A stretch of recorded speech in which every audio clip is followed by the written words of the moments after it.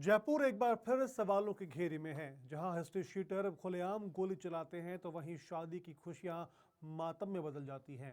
और जहां 26 मुकदमों वाला बदमाश पुलिस की पकड़ से बाहर है। ये सिर्फ एक फायरिंग नहीं, ये सिस्टम, सुरक्षा और कानून व्यवस्था पर सीधा हमला है। आज लाइव हम आपको बताएंगे जयपुर गंगापुल की पूरी सच्चाई। नमस्कार, मैं हूं रौनक पारेख और आप देख रहे हैं पंजाब केसरी राजस्थान। सोमवार को सुबह करीब 9 बजे जयपुर के ब्रह्मपुरी थाना क्षेत्र के गंगापुल इलाके में हिस्ट्री शीटर रवि मेहरा ने युवक बबलू महावर को गोली मार दी। बबलू अपने घर के बाहर बैठा था, जहां उसकी बहन की 6 फरवरी को शादी की तैयारियां चल रही थी।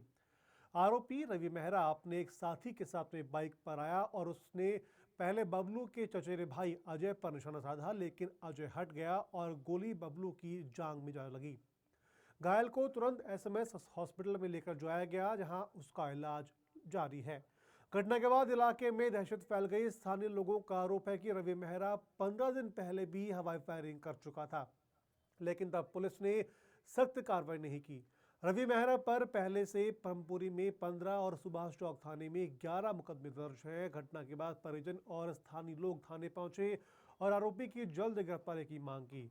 अब आपको सीधे ले चलते हैं हमारे रिपोर्टर हरनाम सिंह के पास। हरनाम सिंह की मौके पर आखिर हालात कैसे हैं और लोगों में किस तरह का आक्रोश हरनाम देखने को मिल रहा है?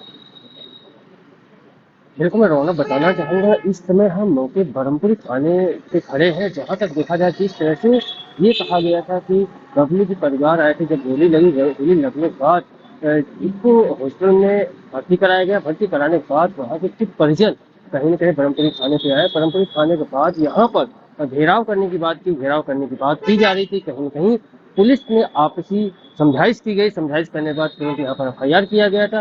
एफआईआर करने के साथ साथ ही यहाँ के डीएसटी सीएसटी टीम को अलग अलग इलाकों पर छापामारी करवाई गई, छापामारी की जा रही है। मतलब ये कई ऐसे जगह उसके जो जानकार, उनके जो रिश्तेदार है, वहाँ पे दबिश दी जा रही है। दबिश देने के साथ साथ ये भी कहा जा रहा है कि कहीं तो उसको जल्द पकड़ने की बात की जा रही है। आप देख सकते हैं कि इस समय थाने के बाहर खड़े हैं। यहाँ पर अभी अधिकारी हैं, जो बड़े लेवल के अधिकारी, उनकी बड़ी मीटिंग चल रही है। मीटिंग चलने के बाद जो बाकी की जो टीमें हैं, जो अलग इलाकों में भेजने की बात की गई, उसको भेजा जा रहा है। उनसे पूछताछ की जा रही है, उनसे चर्चा किया जा रहा है। मैं आपको बताना चाहूंगा, जिस तरह से बबलू को गोली लगी है, बबलू की गोली लगने के बाद उनके चचेरे भाई को गोली मारने के लिए जिस तरह से राजी गए हुए थे, ये देखा गया था कि उनको जब गोली चलाने की बात आई तो कहीं न कहीं उनका जो चचेरा भाई तो साइड में हो गए। साइड हटने के बाद कहीं न कहीं बबलू जिस तरह से गोली लगी, उनकी गोली लगने की बात की, उनके जांघ पर गोली लगी। लगने के बाद सवाई मानसिंह हॉस्पिटल में आनंद फानंद में उनके परिजन लेके पहुंचे। परिजन लेने के बाद वहां पे भर्ती कराया गया। भर्ती कराने के साथ साथ ही उनका जांच भी चल रहा है। उसके साथ साथ कुछ परिजन वहां गए। उस परिजन के जांच जाने के बाद कुछ परिजन यहाँ थाने आए। थाने में जिस तरह से परिवार के, आम लोग के, जनता के बाद कॉलोनी के लोग, सब लोग आए थे। थाने में आने के बाद आपसी चर्चा की बात की गई। थाना इंचार्ज से जो गौतम, उनसे बातचीत की गई। बातचीत करने के बाद ये कहा गया, आप इस निश्चिंत रहो, हम एक टीम गठित किया गया। टीम गठित करने के बाद जिस तरह से सीएसटी और डीएसटी की टीम, एक अलग अलग टीम को अलग अलग इलाकों में भेजा गया। भेजने के बाद ये भी कहा जा रहा है कि जिस तरह से उनको कहीं न कहीं 12 घंटे के अंदर में पकड़ने की बात की जा रही। कह सकते हैं कि जिस तरह से एक शांति की जयपुर की बात की जा रही थी, जो शांति के माहौल की बात की जा रही थी, आपने देखा था कुछ दिन पहले ही जिस तरह के राजस्थान के मुख्यमंत्री भजनलाल शर्मा ने भी कहीं न कहीं जिस तरह से टीम की मीटिंग लिए थे। टीम की मीटिंग लेने के बाद तो कहीं न कहीं राजस्थान एक शांति प्रिय प्रदेश होने की बात कही जा रही थी।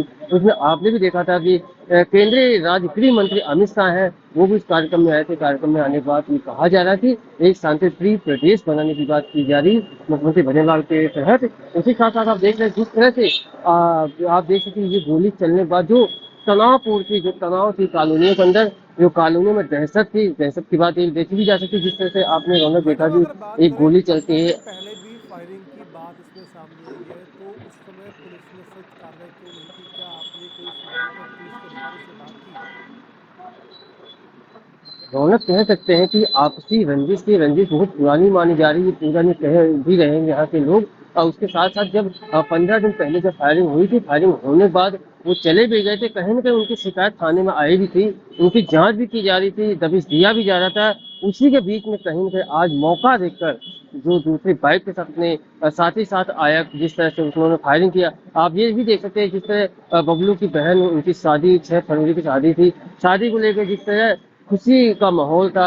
आप देखें कि मकान से मकान में कहीं न कहीं रंगोलियाँ बनाई जा रही थी, गणेश की प्रतिमा बनाई जा रही थी। ये खुशी का माहौल जिस तरह से चल रहा था, उसी के बीच में जो इस तरह के हालात हो सकते हैं, तो उसके साथ कहीं न कहीं ये एक जाँच का विषय भी है, ये जाँच किया भी जा रहा है। इसके साथ-साथ आप देख सकते हैं कि जिस तरह से हिस्ट्री सीकर की बात की जा रही थी, तो इसके ऊपर कम से कम 15 इसके जो बात करें, जो थाने में एफआईआर की बात करें, तो बरमपुरी थाने की बात करते हैं, तो 15 एफआईआर हो रखे हैं। सुभाष चौक में कह सकते हैं कि जो 11 मुकदमे दर्ज हैं, कहीं न कहीं बार पकड़ते हैं हिस्ट्री सीकर, कहीं न कहीं जमानत पे आ जाते हैं। इन सबका एक बड़ा सवाल ही पैदा होता है इसको लेके भी। इस समय कह सकते हैं जिस तरह से पुलिस प्रशासन आपसी सहमति से, आपसी मीटिंग के द्वारा जिस तरह से टीम गठित की है, कहीं न कहीं आज शाम तक पकड़ने की बात की जाने की वाली बात की जा रही है रौनक। हरनान, अगर बात करें कि आरोपी के पुराने मामलों को देखते हुए क्या वो पुलिस की रडार पर था, क्या पुलिस की सरफेरी के अंदर वो था?